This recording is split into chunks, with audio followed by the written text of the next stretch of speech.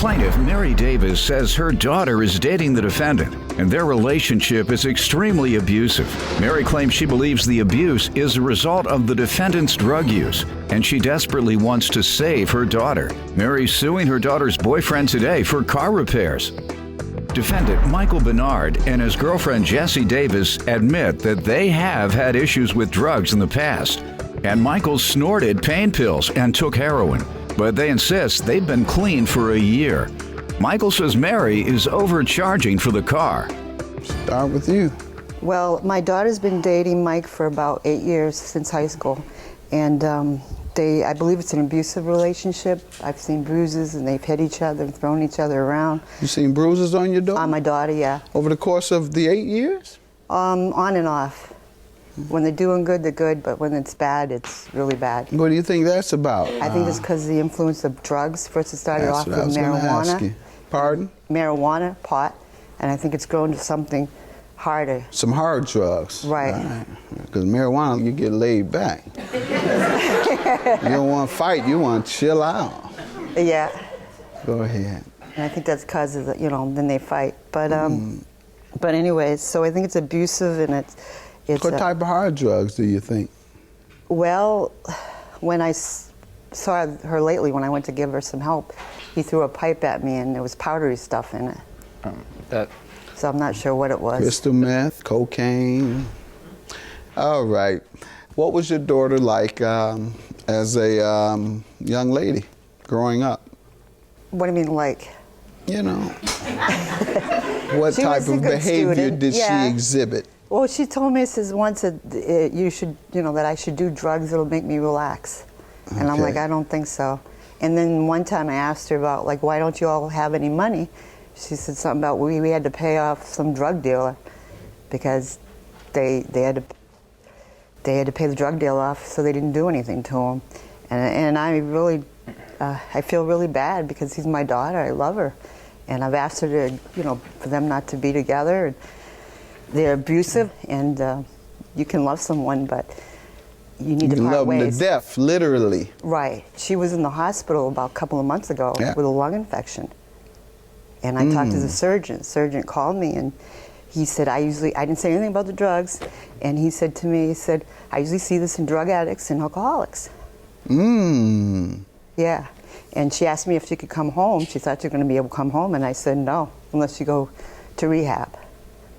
What did she say? They moved back in together with each other. I'm hearing from you guys. Well, basically, Your Honor, just with the whole the substance abuse, yeah, we have had issues in the past with drugs. I'm not going to lie about it. What type? Lately, within the past year, we've done really well. We've stayed away from it. What was it in the past? I'm sorry? What type of drugs in the past? It wasn't. I know the incident Mary's referring to. It wasn't a pipe. What it was it was a cut pen tube. It was mine, and I used it to sniff prescription painkillers with. Oh, okay. So I kind of I know I should you have all done were that. on painkillers, essentially. Yes. Is that what you're yes. saying? Opiate based or? Yeah, your Percocet, that type of. Ooh. Yeah. So. Heroin? Did you use heroin as well? I have in the past, but she has not. You use Percocet? I have in the past, yes. Yeah, I don't know. If you use Percocet, you usually use heroin right along with it. Yeah, she gave me quite a bit of gaff for that, and she. All right. Well, I'm glad that you all are admitting it. That's the first sign of recovery. I'm not going to even tease you and call you dope fiends. I usually, when people always say, well, Judge, you always calling people crackheads or this and that. I do that to people who try and deny and deceive, so I try and embarrass them into changing their lives. Yeah. But people who are in recovery or are attempting to recover, I do just what I'm doing with you, compliment you all and encourage you. Oh, thank you. So if you've been either clean for a year or attempting to stay clean for a year, I applaud you all. And I encourage you to stay in recovery. What led you all down the wrong path? It's just your environment, or you had some things in your life that you were trying to escape? Tell me, talk to me. We had a lot of people in our lives that were into that kind of stuff. And I'm not trying to say peer pressure or anything like that, but you know, when you get to be in the same, you're hanging out with the same group of people all the time, and before you know it, you're doing what they're doing. Yeah. And maybe you don't even try to do that, but it happens. And then it catches up with you, and you don't realize what you've gotten yourself into. It's typically either one or the other, either peer pressure or you have your own issues in life that you're trying to escape, and you try to escape from them through the use of drugs, and that relieves the pain, so you think, but you adopt another form of pain in the form of a habit. It's far worse. So I understand. There's one or the other, and you all say it was peer pressure, and that's pretty much environmental. And environmental destructive behavior is very real, and that is something that happens both in the suburbs that you all are probably from and the inner city. yeah. So, Small towns. Yeah. Pardon? It's from a small town, country, so I mean, there's not much to do out there sometimes. So where am I from? Mm-hmm. I'm from Ashby, Massachusetts. Okay. Small town, country. Mm-hmm. You know, it's nice out there, but sometimes kids, you know, they go looking. It's very easy to get yourself into trouble if you're not smart about it. Believe me, I understand. I understand. And it's hard to get out of trouble once you start getting into it. So I'm glad you all are at least determined to. All right, you all want to tell me anything else about yourselves? Or what are you doing now?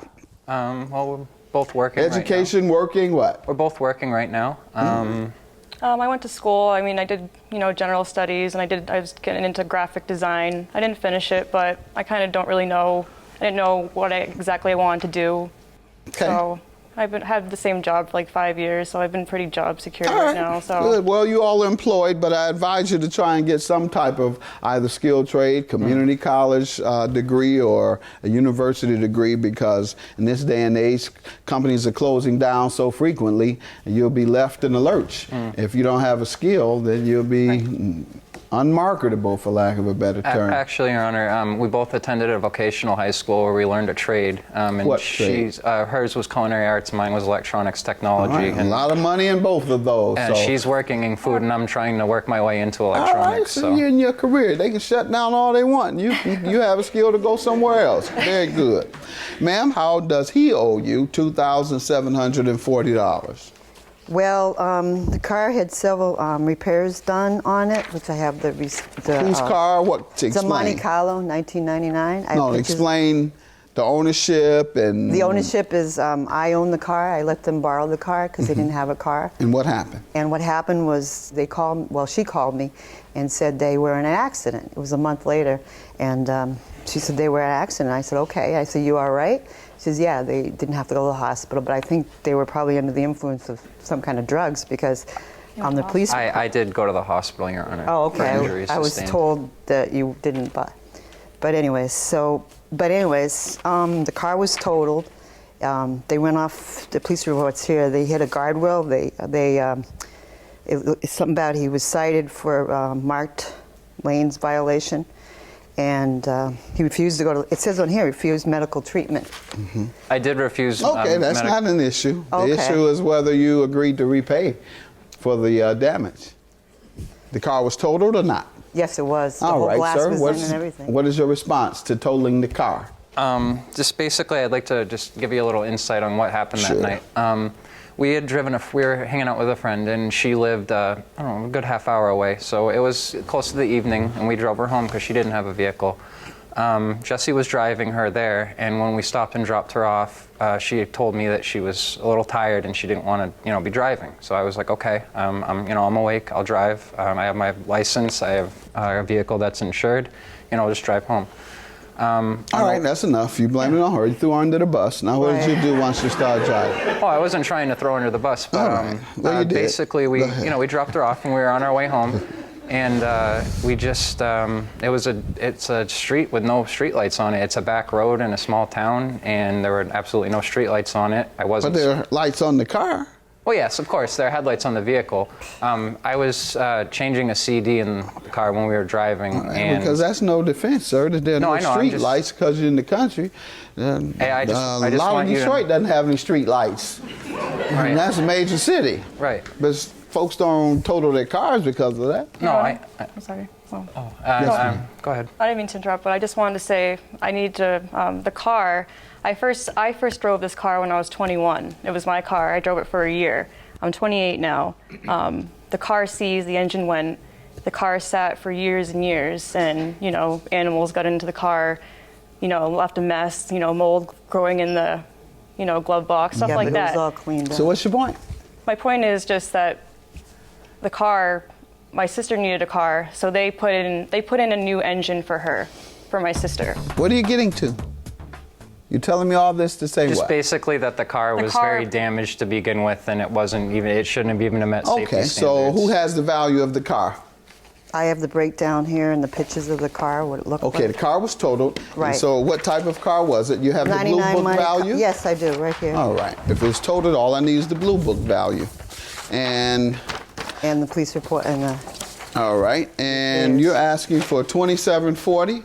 yes, sir. The excellent condition is $1,885, so where do you get $2,740? Well, we put a lot of work into it. I believe that, you know, they owe me something. I mean, not. Yeah, they might owe not you the be value of the anything- car. People must know that Right.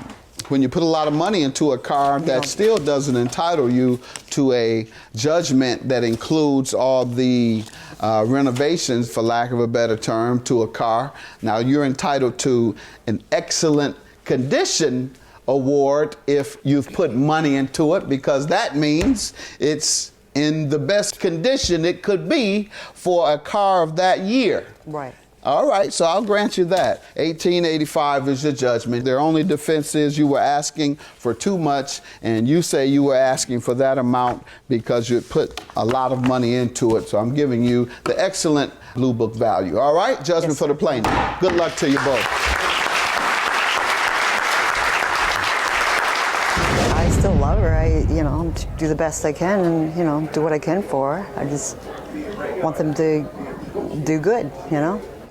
You know, it's still my mother. I still care about her. You know, we've had issues, but at the time of the accident, the car door was being held shut by a rope. But, you know, Well, we were going to fix that until I'm just he saying, crashed it by dodging the fox.